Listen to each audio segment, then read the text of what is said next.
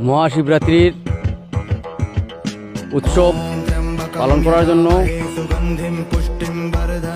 আগামী কাল আমাদের মহাপ্রসাদ বিতরণ করা হবে। এখন ভাঙ তৈরি করা হচ্ছে, যে মহাপ্রসাদের অন্যতম একটা প্রসাদ,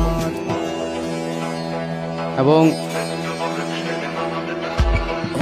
আমাদের মেম্বাররা, কমিটির মেম্বাররা কাজে ব্যস্ত আছেন।